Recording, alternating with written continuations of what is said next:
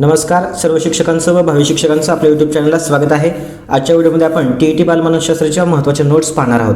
तर आत्तापर्यंतच्या सर्व व्हिडिओच्या नोट्स मी तुम्हाला आजच्या एका व्हिडिओमध्ये देणार आहे आणि ते तुम्हाला एक्सप्लेन करून देखील सांगणार आहे।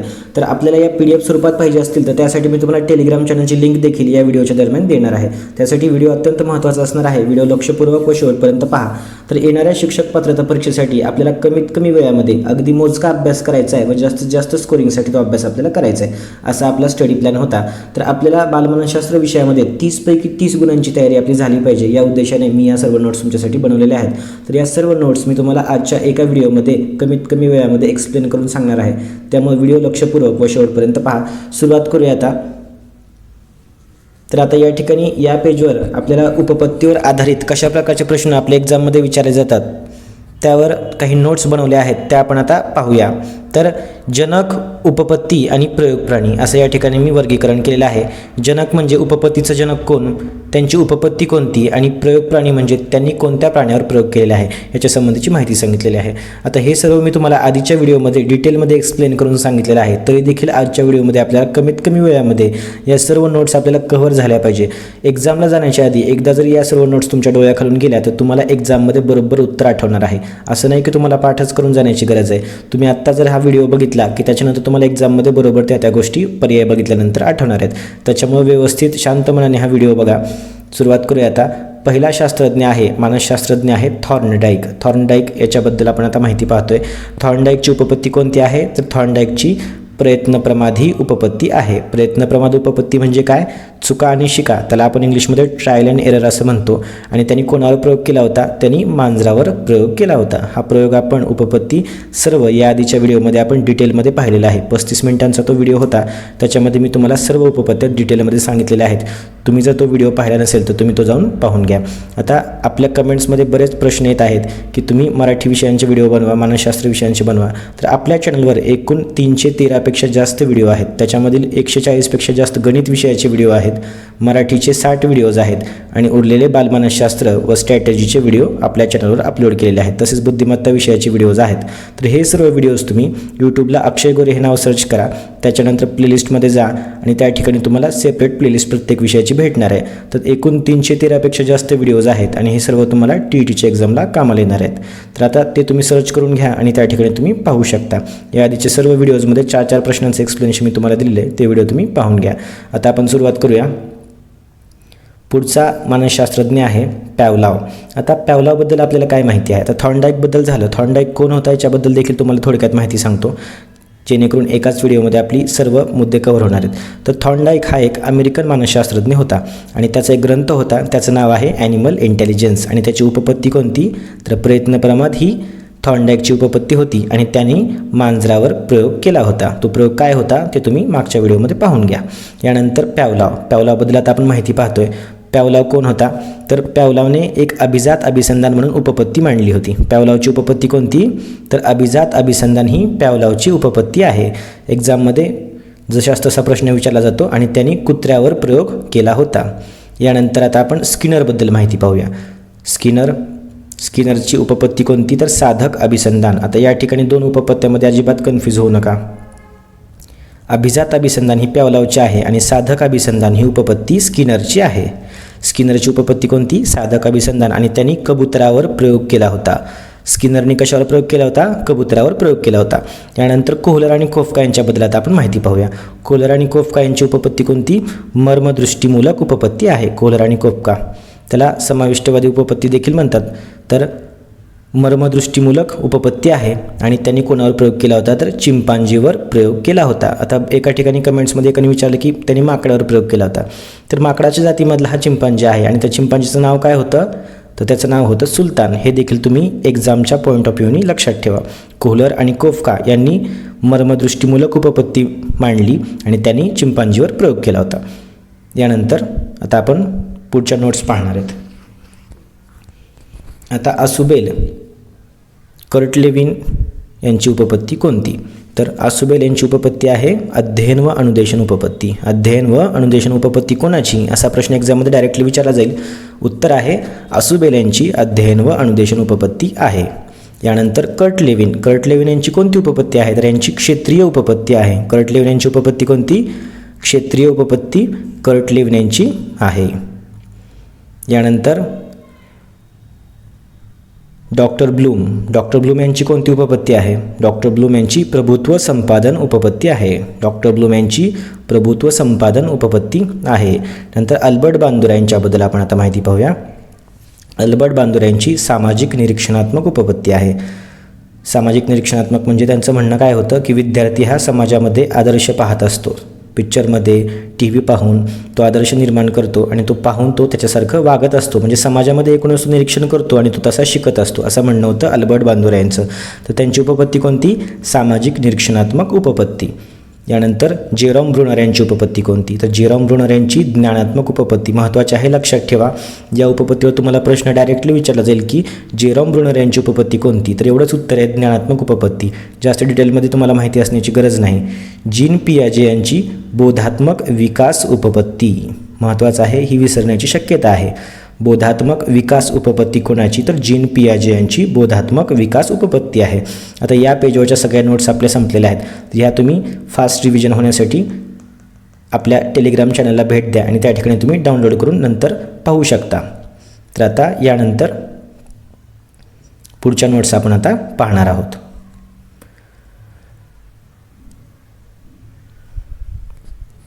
आता मानसिक विकास सिद्धांत हा कोणी मांडला असा प्रश्न आहे. मानसिक विकास सिद्धांत हा पियाजेने मांडला. मानसिक विकास सिद्धांत कोणाचा? तर मानसिक विकास सिद्धांत हा पियाजे यांचा होता. यानंतर समान अंश उपपत्ती कोणी मांडली? समान अंश उपपत्ती थॉर्नडाईक यांनी मांडलेली आहे. थॉर्नडाईक यांनी समान अंश उपपत्ती मांडली.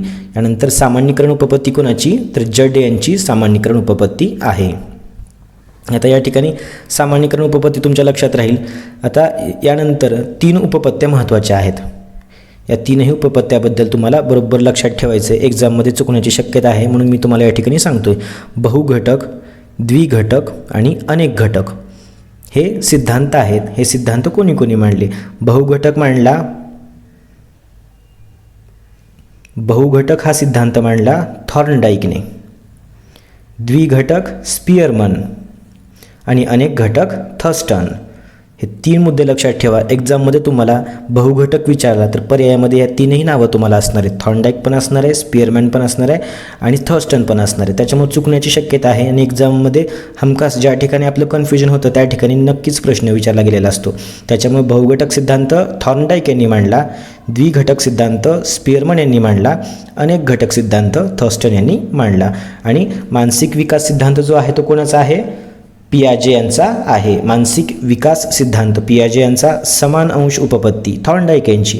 जसं त्यांचं प्रयत्न प्रमाद मगाशी पाहिला आपण उपपत्ती होती, तर समान अंश उपपत्ती देखील थॉर्नडाईक यांचीच आहे. सामान्यीकरण उपपत्ती जड यांची आहे. पूर्ण नाव लक्षात ठेवण्याची गरज नाही, फक्त सामान्यीकरण म्हणजे जड एवढंच तुम्ही लक्षात ठेवा. तर अशा प्रकारे तुमची आता फास्ट रिव्हिजन होणार आहे. आता आपण यानंतरचा नोट्स पाहणार आहेत.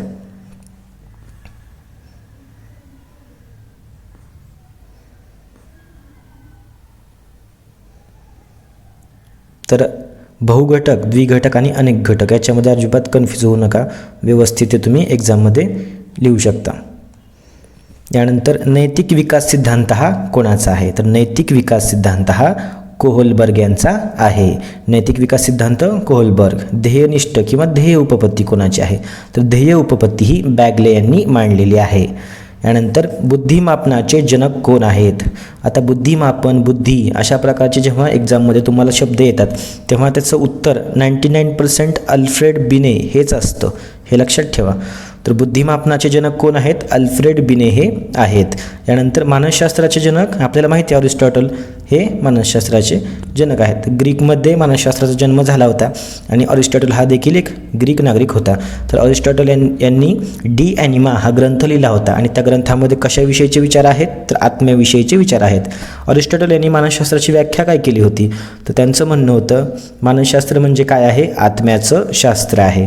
तर अशा प्रकारे आपण यांच्याबद्दल माहिती घेतली. यानंतर प्रकल्प पद्धतीचे जनक कोण आहेत? तर किलपॅट्रिक नाव लक्षात ठेवा. प्रकल्प पद्धतीचे जनक आहेत किलपॅट्रिक. यानंतर अध्यापन प्रतिमाने खूप महत्त्वाचं आहे. याच्यावर आपण आणखीन एक लेक्चर घेऊ. अध्यापन प्रतिमानावर आपण आणि संरक्षण यंत्रणा ज्या आहेत त्याच्यावर आपण एक लेक्चर घेणार आहोत.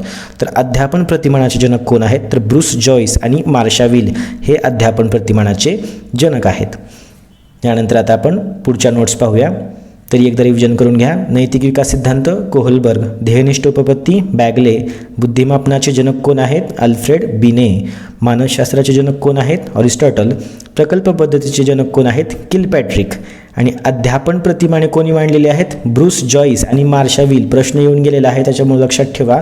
प्रतिमानाचे जनक ब्रूस जॉईस आणि मार्शा विल. यानंतर पुढच्या नोट्स आपण आता पाहूया. आता या पेजवर काही महत्त्वाच्या आपण डेफिनेशन घेतलेल्या आहेत, व्याख्या घेतलेल्या आहेत, ज्या की TETच्या एक्झाममध्ये आपल्याला जशास तशा विचारल्या जातात. आता आपण पाहूया महत्त्वाच्या व्याख्या. पहिली व्याख्या आहे अवबोध म्हणजे काय. तर संवेदनांना जेव्हा अर्थ प्राप्त होतो तेव्हा त्याला काय म्हणतात अवबोध असं म्हणतात. अवबोधाचं या ठिकाणी सूत्र आहे संवेदना अधिक अर्थ म्हणजेच काय अवबोध. संवेदनांना अर्थ प्राप्त होतो तेव्हा त्याला आपण काय म्हणतो अवबोध असं म्हणतो. यानंतर पुढची व्याख्या बघूया भावना. आता ह्या व्याख्या तुम्हाला एक्झाममध्ये जशास तशा विचारल्या जातात. तर ह्या व्याख्या मी या आधीच्या वर्षी ज्या प्रश्नपत्रिका आहेत त्याच्यामधून काढलेल्या आहेत. तर त्याच्यामध्ये अशाच प्रकारच्या व्याख्या विचारल्या गेल्या होत्या. त्याच्यामुळे इथून पुढे देखील त्याच्यामध्ये काही चेंज होणार नाही. तर ह्या फक्त तुम्ही लक्षात ठेवा. कारण भावनेची व्याख्या विचारल्यानंतर तुम्हाला प्रतिमा कल्पना प्रेरणा यांच्या व्याख्या देखील पर्यायामध्ये दिलेल्या असतात. त्याच्यामुळं आपण काय होतो कन्फ्युजन आपल्या त्या ठिकाणी होत असतं. त्याच्यामुळं व्यवस्थित व्याख्या समजून घ्या.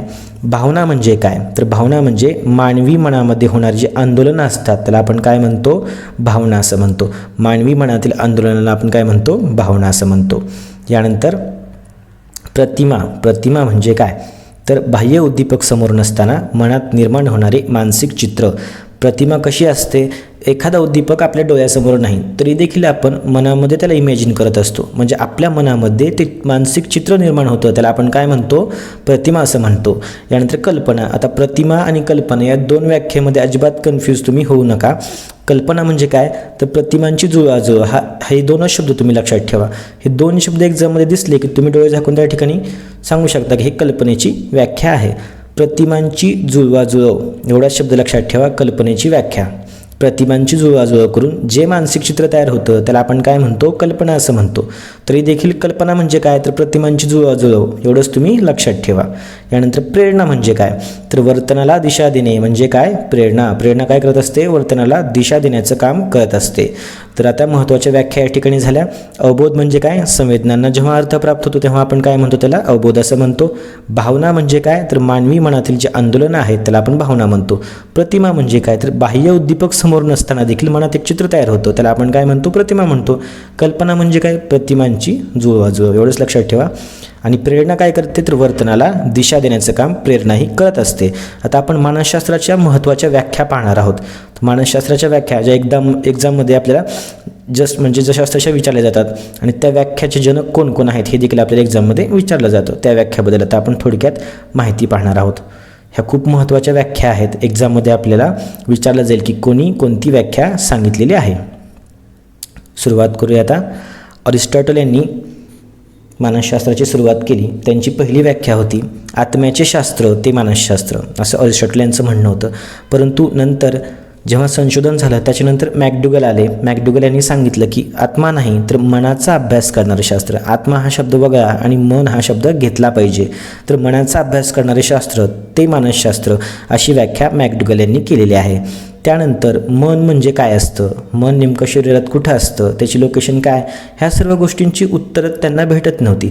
त्याच्यामुळे जेव्हा संशोधन वाढत गेलं तेव्हा मन म्हणजे काय याचा पुरावा कोणालाही भेटला नाही. त्याच्यामुळं विल्यम वुंट यांनी सांगितलं की मानसशास्त्र म्हणजे बोधावस्थेचे शास्त्र आहे. यानंतर कोणाला विल्यम वुंट यांनी काय सांगितलं की मानसशास्त्र म्हणजे बोधावस्थेचं शास्त्र आहे. कारण मनाचा अभ्यास करणारे शास्त्र आत्म्याचा अभ्यास करणारे शास्त्र या व्याख्या थोड्याशा अपुऱ्या वाटत होत्या. म्हणजे त्याचा तुम्ही पुरावा देऊ शकत नव्हता मनाचा किंवा आत्म्याचा नेमकं त्या शरीरामध्ये कुठं असतात तर त्याच्याबद्दल काही पुरावा देता आला नाही. त्याच्यामुळं आता मानसशास्त्राची व्याख्या काय झाली बोधावस्थेचा अभ्यास करणारे शास्त्र म्हणजेच मानसशास्त्र ही व्याख्या केली विल्यम वुंट यांनी. आता विल्यम वुंट यांच्याबद्दल आपल्याला माहिती आहे. तर मानसशास्त्राचा अभ्यास बोधावस्थेचा अभ्यास करणारे शास्त्र म्हणजे मानसशास्त्र अशी विल्यम वुंट यांनी व्याख्या केली होती. तर त्यांनी मानसशास्त्रामधली पहिली प्रयोगशाळा जी होती, मानसशास्त्राचा अभ्यास करणारी पहिली प्रयोगशाळा, ती देखील त्यांनी जर्मनीमध्ये लाइप्झिग विद्यापीठात 1879 या साली सुरू केली होती. ही त्यांच्याबद्दलची माहिती लक्षात ठेवणं आवश्यक आहे.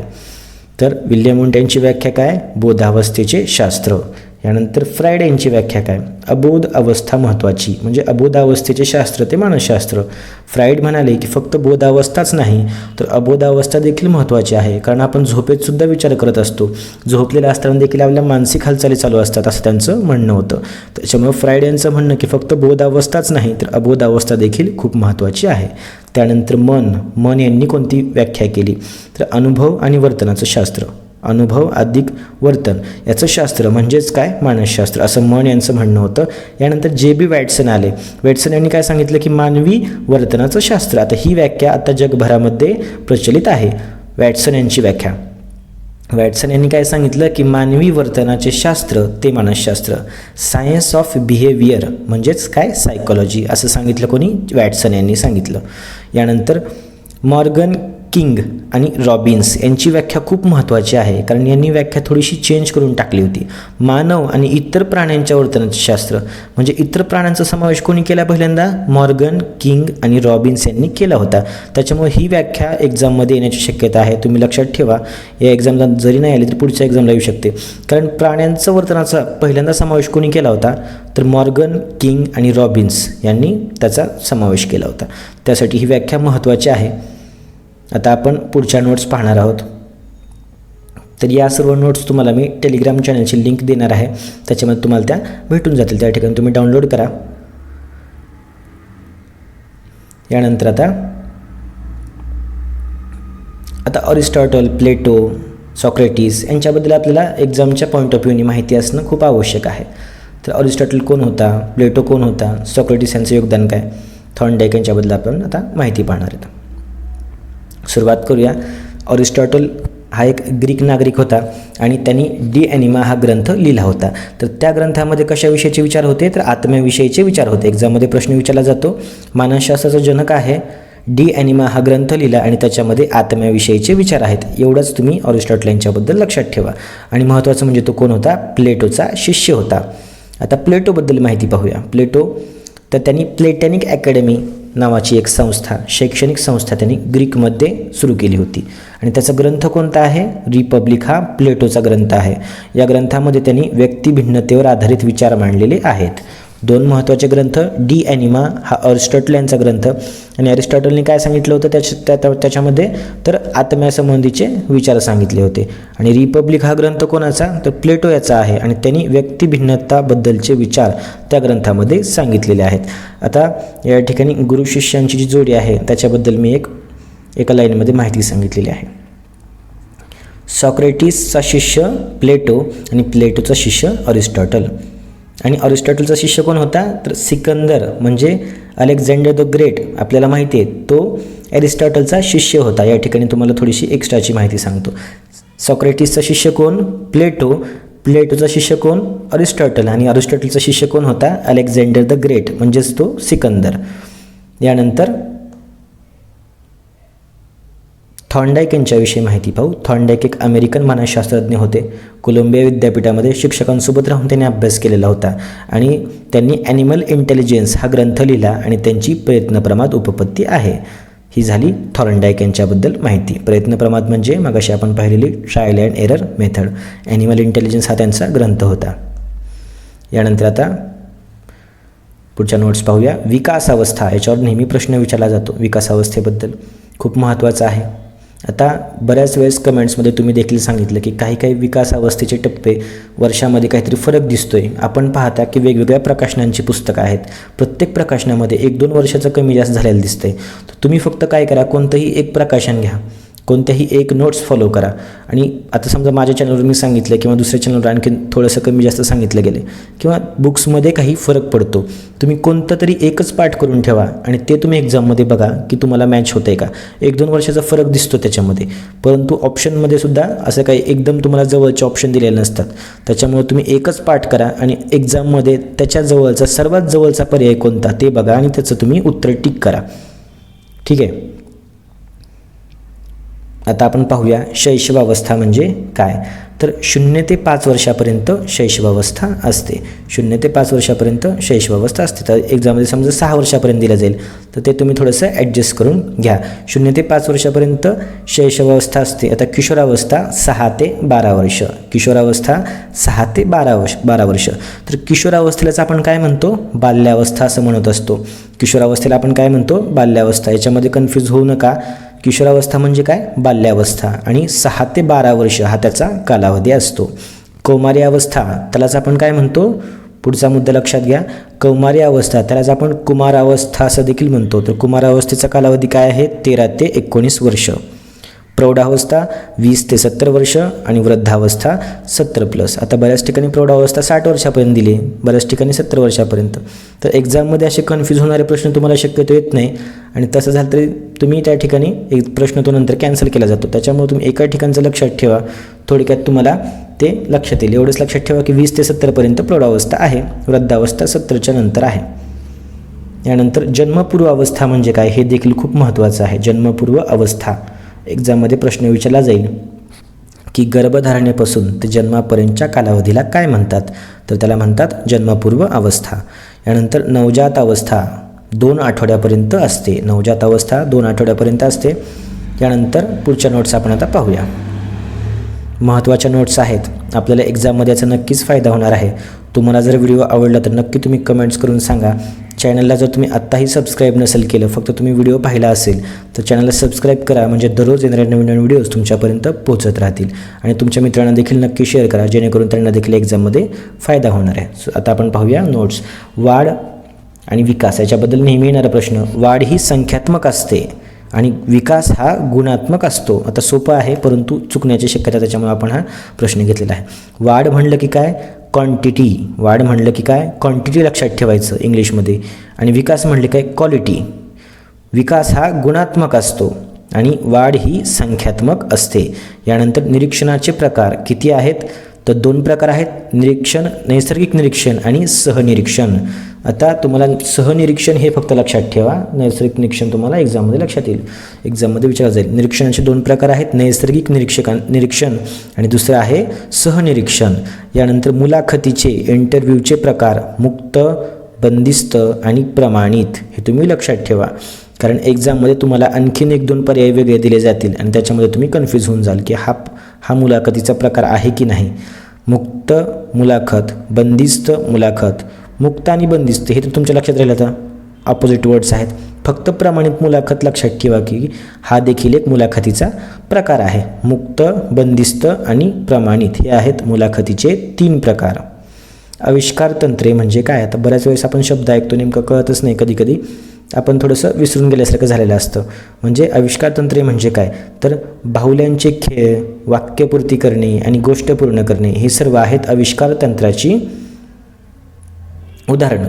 ते आविष्कार तंत्राने काय होतं की थोडंसं इमॅजिनेशन बाहेर येतं, कल्पनाशक्तीचा त्या ठिकाणी वापर होत असतो, आपल्या मनातल्या सुप्त भावना बाहेर येत असतात. तर बाहुल्यांचे खेळ, वाक्यपूर्ती, गोष्ट पूर्ण करणे ही आहेत आविष्कार तंत्राची उदाहरणं एक्झाममध्ये तुम्हाला विचारले जातील. यानंतर पुढचा प्रश्न आहे पर्सनॅलिटी म्हणजेच काय, व्यक्तिमत्व. हा शब्द कसा बनलेला आहे, तर पर्सोना या लॅटिन शब्दापासून हा शब्द बनलेला आहे. एक्झाममध्ये असाच तुम्हाला प्रश्न विचारला जाईल की पर्सोना या शब्दापासून, पर्सनॅलिटी हा शब्द कोणत्या शब्दापासून बनलेला आहे, तर पर्सोना या शब्दापासून पर्सनॅलिटी हा शब्द बनला आहे. पर्सोनाचा अर्थ काय होतो, तर मुखवटा हा त्याचा अर्थ होतो. पर्सनॅलिटी म्हणजेच काय, पर्सोना.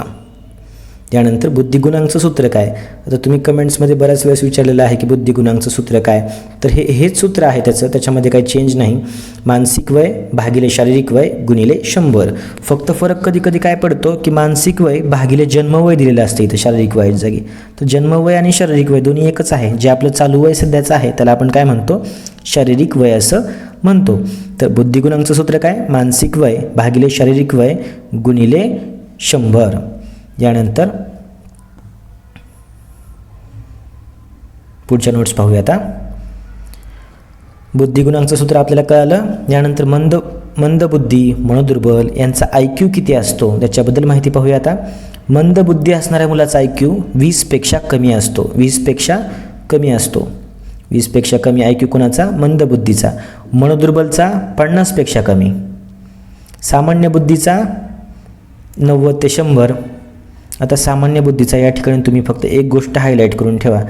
तुम्ही एक सामान्य बुद्धीचा मानवाचा किंवा बालकाचा जो IQ असतो त्याच्याबद्दल तुम्ही फक्त लक्षात ठेवा. तुम्हाला बाकीचे उत्तर बरोबर एक्झाममध्ये येऊन जातील. आता हे तुम्ही एक सेंटरची लाईन समजा. सामान्य बुद्धी किती असते? 90 ते 100 IQ. आता 90 ते 100च्या नंतर कुशाग्र आणि प्रतिभासंपन्न. आता तुम्हाला या ठिकाणी ट्रिक सांगतो लक्षात ठेवायची.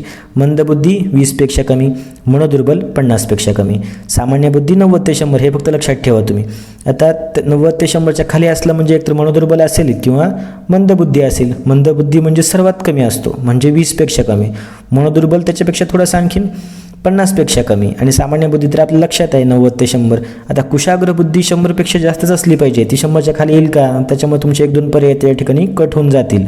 कुशाग्र बुद्धी 110पेक्षा जास्त. आणि प्रतिभासंपन्न, आता कुशाग्रपेक्षा सुद्धा प्रतिभासंपन्न खूप चांगला शब्द वाटतो. म्हणजे कुशाग्र बुद्धीपेक्षा म्हणजे कमीत कमी 110च्या वर तर पाहिजे त्याचा IQ. तर त्याचा IQ असतो 150पेक्षा वर.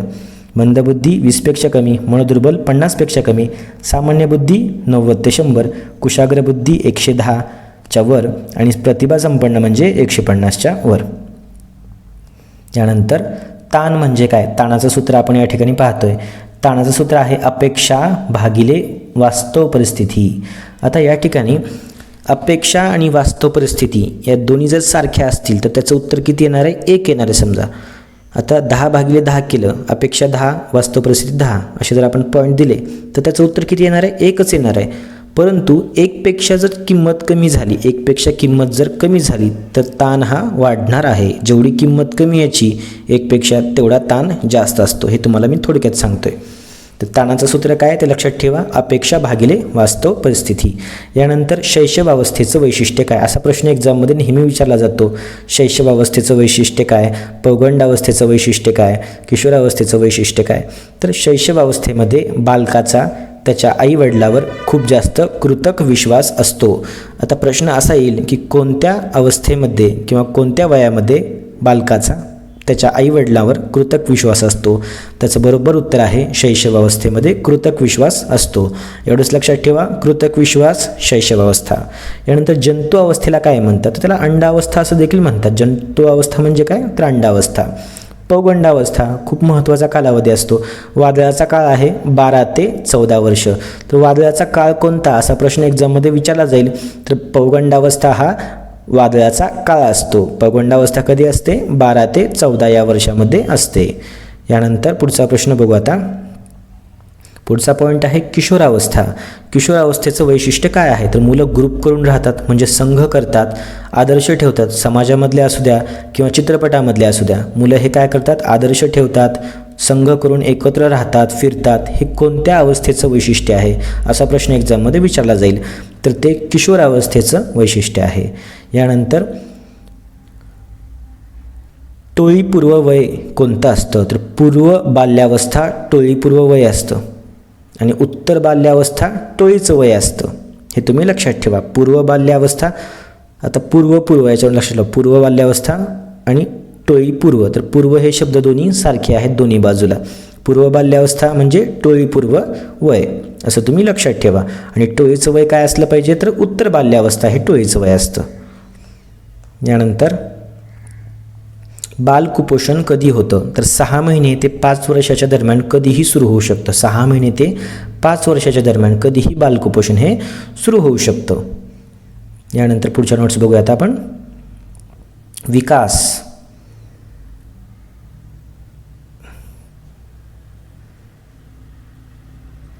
विकास हा डॅशकडून डॅशकडे होतो. तर विकास हा स्थूलाकडून सूक्ष्माकडे होत असतो. विकास कसा होत असतो? स्थूलाकडून सूक्ष्माकडे होत असतो. विकास हा स्थूलाकडून सूक्ष्माकडे, लक्षात ठेवा. यानंतर समाजमिती पद्धत म्हणजे काय? समाजमिती पद्धतीची उदाहरणं काय काय आहेत? तर समाजमिती पद्धतीमध्ये, आता समाजमिती हा शब्द आपण बऱ्याच वेळेस एक्झाममध्ये किंवा पुस्तकामध्ये वाचतो, परंतु त्याची उदाहरणं आपल्याला माहिती नसतात. तर ओळखा बरे हा जो प्रश्न असतो मुलांसाठी तो समाजमिती तंत्राचा आहे, पद्धतीचा आहे. त्यानंतर नामनिर्देशन, नॉमिनेशन टेक्निक जे आहे, नामनिर्देशन तंत्र, हे देखील समाजमिती पद्धतीचं उदाहरण आहे. आता ओळखा बरे आणि नामनिर्देशन तंत्र हे कशाचे उदाहरण आहेत, तर समाजमिती पद्धतीची उदाहरणं आहेत. आता ओळखा बरे तर तुम्हाला प्रश्न माहिती आहे, एक्झाममध्ये मुलांना आपण दिलेला असतो. नामनिर्देशन म्हणजे काय, तर वर्गामध्ये एखाद्या मुलाला प्रश्न विचारणे की बाबा तुला तुझ्या बेंचवर कोणता मुलगा बसा वाटतो, किंवा तुला कुठल्या मित्रासोबत खेळायला आवडेल, तुला कोणासोबत फिरायला जायला आवडेल, सहलीला जाताना तुला तुझ्या बसमध्ये तुझ्या सीटवर कोणसोबत बसायला तुला आवडेल. तर असं नामनिर्देशन मुलं करतात की बाबा मला या मित्रासोबत जायचं आहे, मला हा मित्र आवडेल. अशा प्रकारचं म्हणजे नामनिर्देशन आपण करत असतो. अशी ही टेक्निक आहे. हे कशाचं उदाहरण आहे, तर समाजमिती पद्धतीचं उदाहरण आहे. यानंतर पूर्व बाल्यावस्थेचा कालावधी काय असतो, तर 3 ते 5 वर्ष पूर्व बाल्यावस्थेचा कालावधी. आताच आपण पाहिलं होतं टोळी पूर्व वय, पूर्व आणि पूर्व, टोळी पूर्वमध्ये पण पूर्व आहे आणि पूर्व बाल्यावस्थेमध्ये देखील पूर्व आहे. याच्यामुळे तुम्ही एक्झाममध्ये हे मॅच करून उत्तर लिहून टाका. तर पूर्व बाल्यावस्था म्हणजे काय, टोळी पूर्व वय, कालावधी असतो 3 ते 5 वर्ष. यानंतर मेंदूला किती आवरणं असतात, मेंदूला 3 आवरणे असतात. मेंदूला 3 आवरणे असतात. यानंतर पुढच्या नोट्स पाहू. आता क्रीडन पद्धतीचा जनक कोण आहे, क्रीडन पद्धतीचा जनक कोण आहे, तर कुडवेल कुक हा क्रीडन पद्धतीचा जनक आहे. तर क्रीडन पद्धती ही साधारणतः 2रीपर्यंत वापरली जाते मुलांना शिकवण्यासाठी. क्रीडन पद्धतीचा जनक कोण, कुडवेल कुक. यानंतर प्रश्न पद्धतीचा जनक कोण, सॉक्रेटिस. प्रश्न पद्धतीचा जनक आहे सॉक्रेटिस. रचनावादाचा जनक विल्यम वुंट हा रचनावादाचा जनक आहे. आणि मनोसामाजिक उपपत्ती कोणी मांडली, असा महत्त्वाचा प्रश्न आहे, खूप महत्त्वाचा आहे. मनोसामाजिक उपपत्ती कोणी मांडली, तर एरिक एरिक्सन यांनी मनोसामाजिक ही उपपत्ती मांडलेली आहे. थोडीशी विसरण्याची शक्यता आहे, तर या ठिकाणी तुम्ही हा नोट डाऊन करून घ्या तुमच्या बुकमध्ये. क्रीडन पद्धतीचं जनक कोण, कुडवेल कुक. प्रश्न पद्धतीचं जनक कोण, सॉक्रेटिस. रचनावादाचा जनक कोण, विल्यम वुंट. मनोसामाजिक उपपत्ती एरिक्सन. यानंतर पुढच्या नोट्स पाहूया.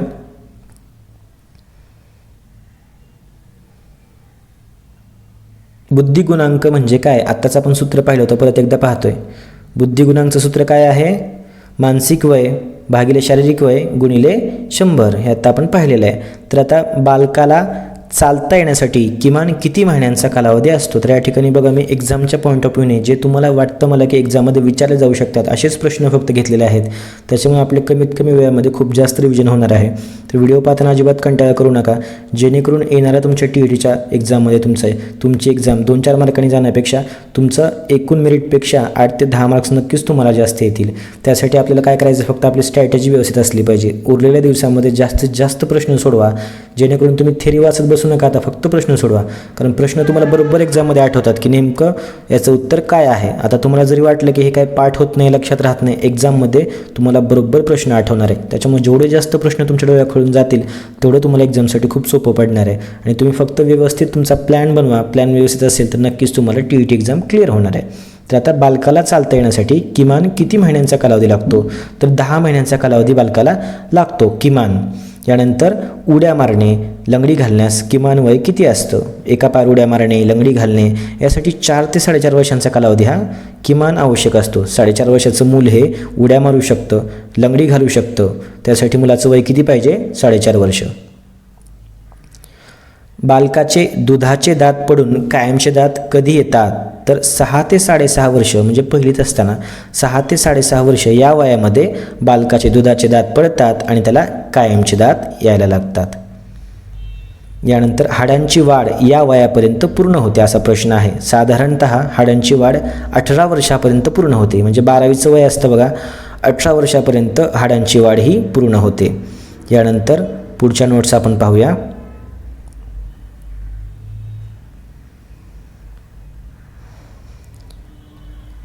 बालकाची उंची या ग्रंथीमुळे वाढत असते, तर मस्तिष्क ग्रंथी खूप महत्त्वाचा प्रश्न आहे, एक्झाममध्ये विचारला जाईल. त्याला आपण पिट्युटरी ग्लँड्स असं म्हणतो.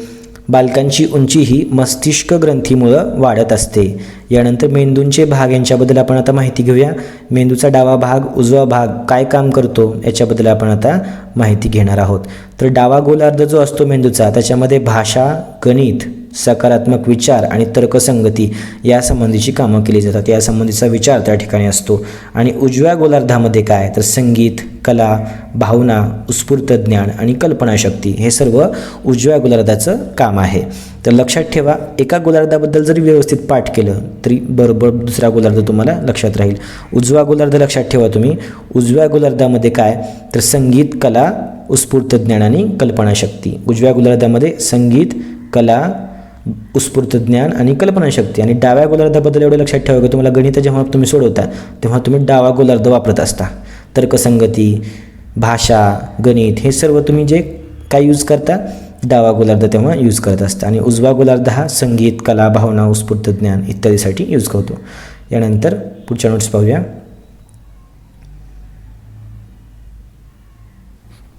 तर आजच्या व्हिडिओमध्ये आपण एवढेच नोट्स घेतलेले आहेत. बाकीच्या नोट्स आपण पुढच्या व्हिडिओमध्ये पाहूया. तर आत्तापर्यंतच्या ज्या काही नोट्स मी तुम्हाला सांगितलेल्या आहेत त्या सर्व मी आपल्या टेलिग्राम चॅनलला देखील शेअर करणार आहे. तर टेलिग्राममध्ये तुम्ही काय करा, तुम्ही जर ॲप डाउनलोड केलं नसेल तर ते तुम्ही प्ले स्टोरला जाऊन डाउनलोड करून घ्या. आणि टेलिग्रामच्या ॲप तुमच्याकडे जर असेल तर त्या ठिकाणी तुम्ही अक्षय गोरे यूट्यूब असं सर्च करा. अक्षय गोरे यूट्यूब असं तुम्ही टेलिग्रामवर सर्च करा. तुम्हाला बरोबर चॅनल दिसेल. TET 2021 म्हणून चॅनल आहे ते तुम्हाला त्या ठिकाणी दिसेल. तुम्ही ते चॅनल जॉईन करा. त्याच्यावर मी ह्या सर्व PDF तुम्हाला शेअर करणार आहे. तर उरलेल्या सर्व नोट्स मी पुढच्या व्हिडिओमध्ये तुमच्या कव्हर करून घेईल. तर आपल्या कमीत कमी वेळामध्ये जास्तीत जास्त रिव्हिजन व्हावी यासाठी मी मोजके आणि जी क्वालिटीचे नोट्स आहेत त्या मी तुमच्यासाठी तयार करतो आहे. तर तुम्ही ते टेलिग्राम चॅनल जॉईन करा. तुम्हाला जर व्हिडिओ आवडला असेल तर नक्की व्हिडिओला लाईक करा. आणि कमेंट्समध्ये देखील सांगा की तुम्हाला व्हिडिओ कसा वाटला. मी सर्वच कमेंट्सला रिप्लाय तुम्हाला देण्याचा प्रयत्न करतो आहे, जेणेकरून तुम्ही तुमच्या कमेंट्स ज्या करतात मला त्याच्यामुळे मला प्रोत्साहन देखील भेटतं. तर तुमच्या मित्रांना देखील शेअर करा. तुमचे जे मित्र शिक्षक भरतीची तयारी करत असतील, TETची तयारी करत असतील त्यांना मानसशास्त्र या विषयाचा नक्कीच या एक्झाममध्ये फायदा होणार आहे. तसंच आपल्या चॅनलवर आपण 313पेक्षा जास्त व्हिडिओज अपलोड केलेले आहेत. तर त्याच्यामधले गणिताचे 140 ट्रिक्स आहेत ज्या की आपण 30 सेकंदामध्ये सांगितलेलं आहे की गणित कसं सोडवायचं. 30 सेकंदात तुमची कन्सेप्ट क्लिअर होणार आहे. त्याच्यामध्ये सर्व ट्रिक्स मी वैदिक मॅथ्सच्या ट्रिक्स आणि जुन्या बुक्समधून देखील ट्रिक्स घेऊन मी तुम्हाला त्या ठिकाणी व्हिडिओज बनवलेले आहेत. आणि मराठी या विषयाचे जवळपास 60 व्हिडिओज आहेत. संपूर्ण अभ्यासक्रम झालेला आहे. तुम्ही अक्षय गोरे यूट्यूबला सर्च करून त्या ठिकाणी तुम्ही प्लेलिस्टमध्ये पाहू शकता. तसंच बुद्धिमत्ता या विषयाचे तुम्हाला पुढं टेट एक्झामला कामाला येतील ते व्हिडिओज. तसंच इतिहास विषय, परिसर अभ्यासाचे मी 5वीचा पूर्ण इतिहास घेतलेला आहे, 4थीचा इतिहास घेतलेला आहे. विज्ञान विषयाचे गेस प्रश्न आपण या ठिकाणी टाकलेले आहेत. त्याच्यामुळे तुम्ही चॅनलला आपल्या भेट देऊन त्या ठिकाणी तुम्ही सर्व व्हिडिओज पाहू शकता. भेटूया आपण आता पुढच्या व्हिडिओमध्ये. Thank you so much.